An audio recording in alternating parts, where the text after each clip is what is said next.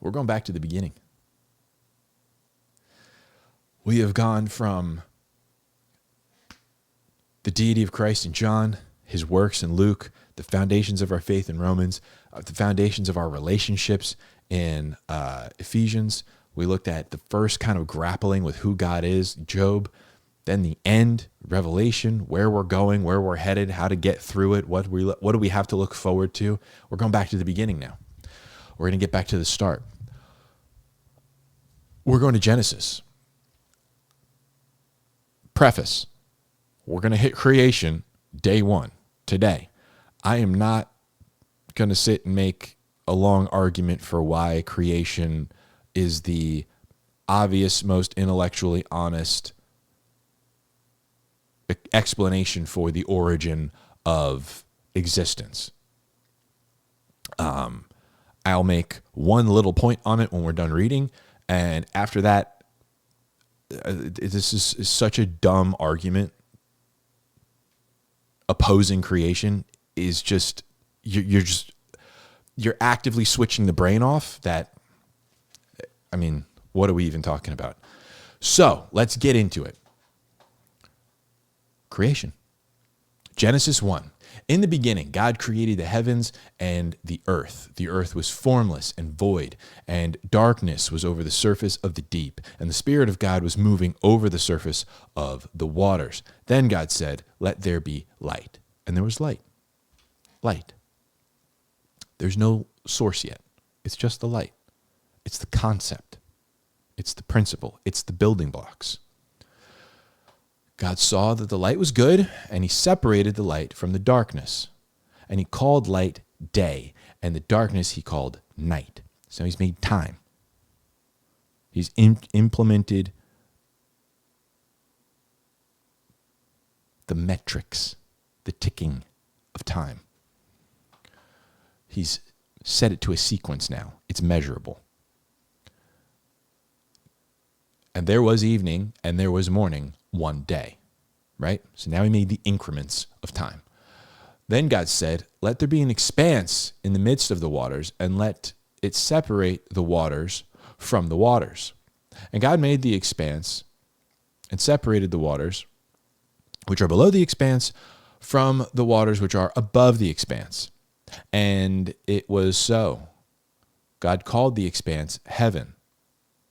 And there was evening, and there was morning, a second day. When it's talking about heaven here, it is, I believe, it is talking about the sky, not actually heaven. Might not be, might be, but I believe that's what it's actually talking about, is the sky, the atmosphere. And there was evening, morning, second day. Then God said, "Let the waters below the heavens be gathered into one place, and let the dry land appear." And it was so. God called the dry land earth. And the gathering of the waters he called seas. And God saw that it was good. Then God said, "Let the earth sprout vegetation, plants yielding seed, and fruit trees on the earth bearing fruit after their kind with seed in them." And it was so. The earth brought forth vegetation, plants yielding seeds after their kind, and trees bearing fruit with seeds in them after their kind. And God saw that it was good. There was evening and there was morning, a third day. So God's establishing more orderliness, genus, species, all that sort of thing. Then God said, "Let there be lights in the expanse of the heavens to separate the day from the night, and let them be for signs and for seasons and for days and years. And let them be for lights in the expanse of the heavens to give light on earth." And it was so. God made the two great lights, the greater light to govern the day and the lesser light to govern the night. He made stars also. God placed them in the expanse of the heavens to give light on the earth and to govern the day and the night, and to separate light from darkness. And God saw that it was good. There was evening and there was morning, a fourth day. Then God said, "Let the waters teem with swarms of living creatures, and let the birds fly above the earth in the open expanse of the heavens." And God created the great sea monsters and living creatures that move,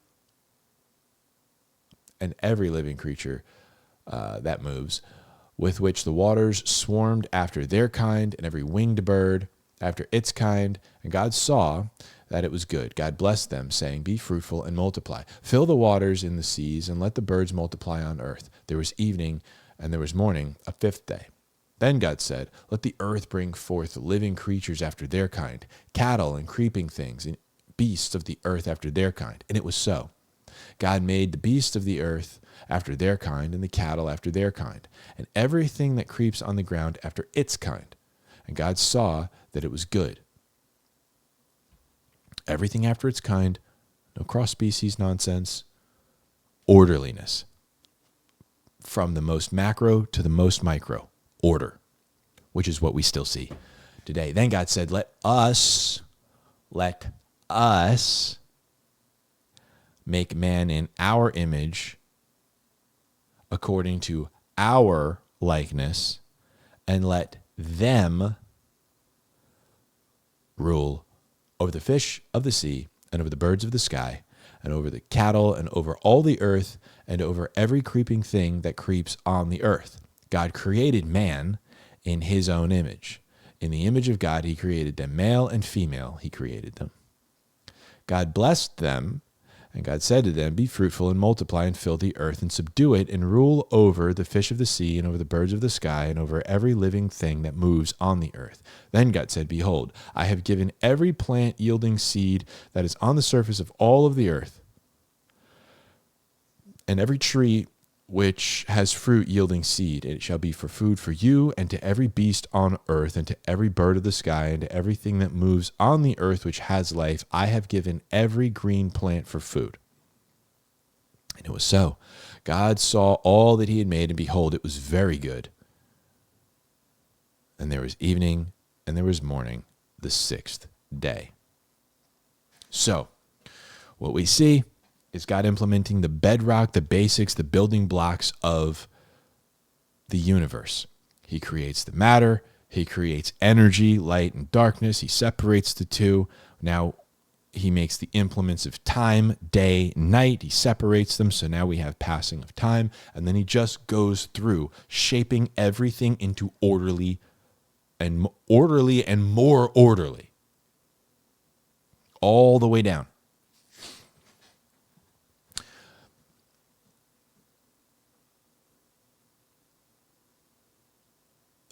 In a random universe, in a things just taking whatever course, to have a universe that has no anomalies in it is ridiculous. It's preposterous. It's impossible.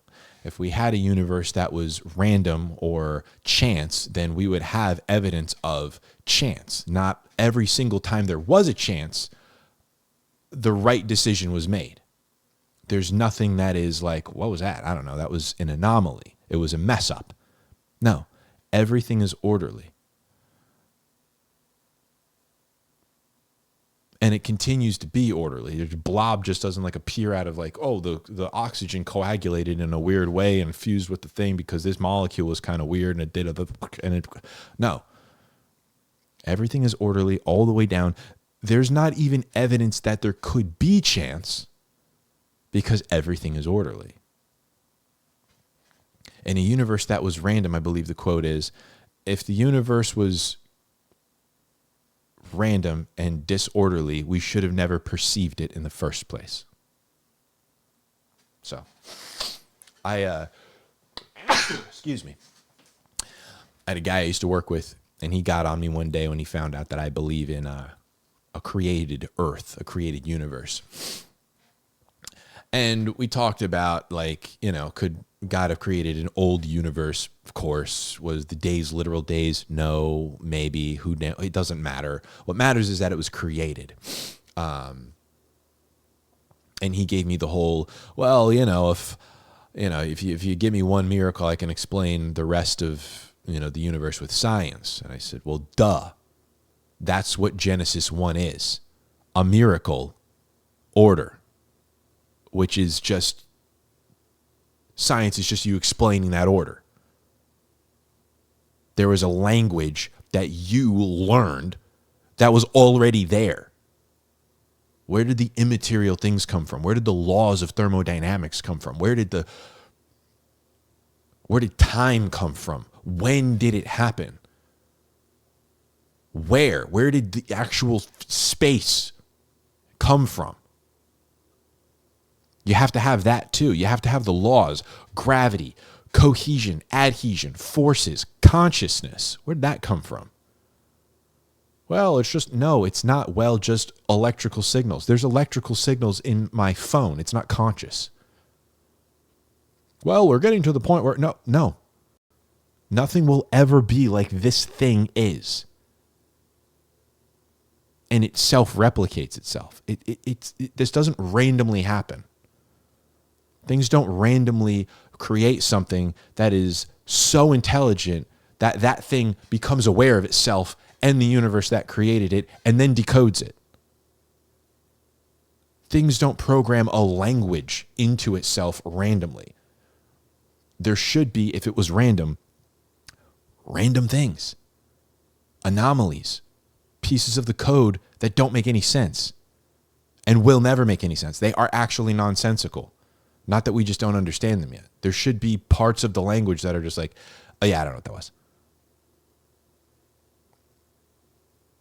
If you typed on a computer for a trillion, billion, then you would get Shakespeare. Yeah, but you'd also have all that other stuff to show that it was random. We don't have anything to show that it was random.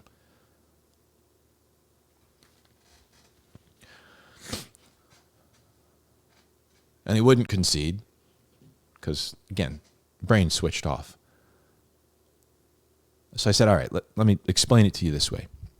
If we walked into a house, a beautiful house, ornate beauty, the color, the paint, the feng shui, the energy, everything is just beautiful. It's atmosphere, like the actual like vibe of the house is electric. It's amazing. The shrubbery, the foliage, the landscaping, immaculate, perfectly balanced. It's got a whole ecosystem outside. The ants do the this and the spiders and the whatever. It all balances out beautifully. Everything is balanced outside, inside. The house temperature regulates itself, auto irrigates itself. The owners don't have to do a thing to it. It is a perfect self-sustaining house. It is beautiful. Every little Art Deco piece is perfectly placed. There's symmetry and there's beauty in the asymmetry. I mean, it is just art like you've never seen, but then functionality like you couldn't believe. And you asked me, as we're walking through this house together, who made this house? I said, that's a ridiculous question to even posit. Obviously and scientifically, a Home Depot, which had all the building blocks in it, was struck by lightning or something and exploded and became this house. Wait, where are you going? Yeah, exactly. It's ridiculous. If you just take that concept that the building blocks exploded into the most orderly thing and no random pieces at all, you go, that's insane, right? And he said, yeah. He kind of got my point. But again, there's no concession because foolish hearts are darkened. If you ever get into a discussion with somebody over creation versus some sort of Big Bang explosion evolutionary thing, unless you're talking about did God create an old universe or did he create the thing and kind of set it as he was the catalyst that then everything just kind of like, and he just, steered it as it went. And that's what these days are. There was just like these eons that were passing and he just steered things in in certain perfect directions that he wanted. You could argue that all day. There's room, a little bit, but there's room. But if it's, was it created or not created, just leave. That is a ridiculous, I mean, it's the most nonsensical and anti-scientific stance you could take, is that this was just random order, only order. It's ridiculous. Here's the other. I don't know how people could ever get this mixed up. They try to say, especially like Muslims and stuff, try to say God is not triune.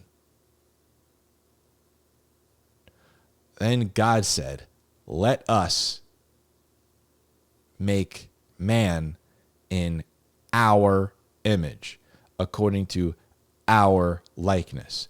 So God is singular, but referring to itself as a plurality.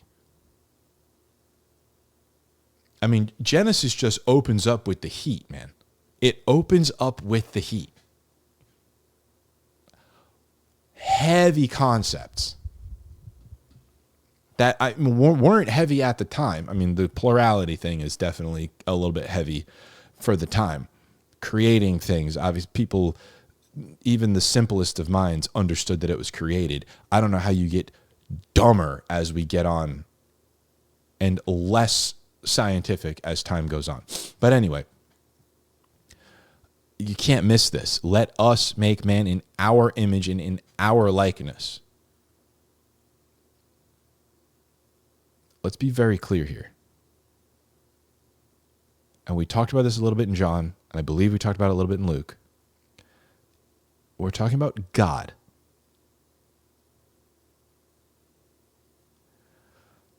The moment that you take the portions of him that are outside of your ability to really wrap your head around,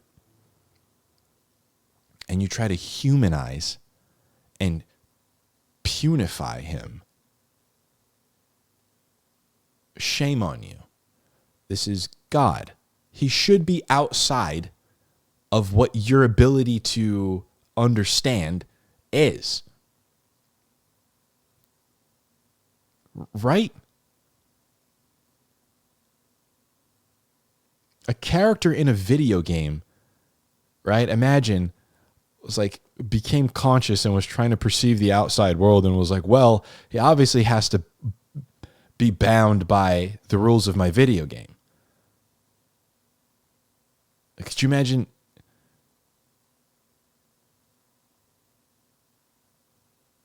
Right? That doesn't make any sense. Could you imagine Steve in Minecraft being like, well, you said the sphere, and there's obviously no spheres, you know, because everything's made out of blocks. Like, okay, and listen, Minecraft nerds, I know that everything in Minecraft is not made out of blocks, but it's the example, okay? Relax. Right? It's preposterous to think that finite and then the infinite God also, it has to be like brought into our bounds, and we have to we should be able to understand everything about him. Well, then you're God. There's nothing that you don't understand. There's nothing that you can't comprehend. There's nothing about this divine being that is beyond your ability to digest. How divine is he? Shouldn't there be something? If your kid understands everything you do, and there's nothing, like, how much more, you're not much more sophisticated than a toddler, right? If a toddler can just comprehend everything about you, you're not very sophisticated, then are you?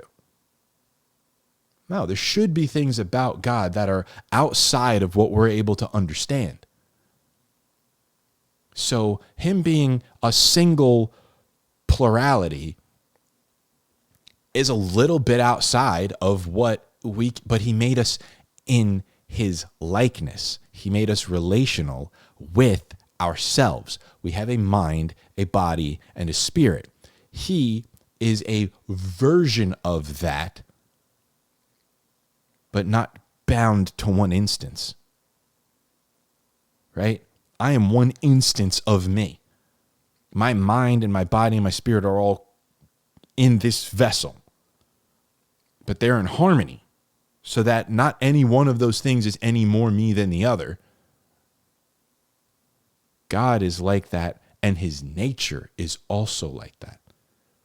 Christ, the Father, and the Spirit are in perfect unity, harmony, balance, submission, so that they don't operate as separate entities when anything is done.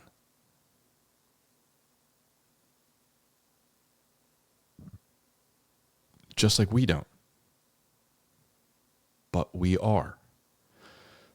It's a little bit outside, right? Imagine your mind and your body and your spirit were separate, but then still functioned like one body, one person. It's kind of breaks your brain a little bit, and it should, because that's what he is like. It's not what he is, but it's what he's like. We're trying to approximate something that's not approximatable. It's barely approximatable.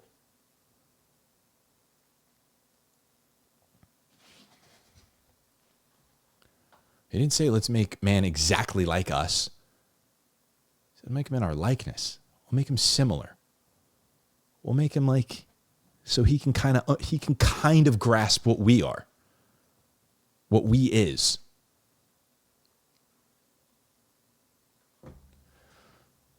And then he gives us dominion over the entire earth. And everything's vegetarian. So there's a lot to unpack there. We'll get into maybe a little bit more of it when we do the recap. But suffice it to say that taking a creation standpoint on the universe, there's a lot of argument that can be had inside of that, but anything outside of creation, anything spontaneous, anything random is not scientific. There is no evidence that it could have even happened. There's no evidence that it is possible for there to be other avenues for things to have traveled, for there to have been random. We don't have evidence that there are other options for things to have gone, for there to be a concept of random or happened.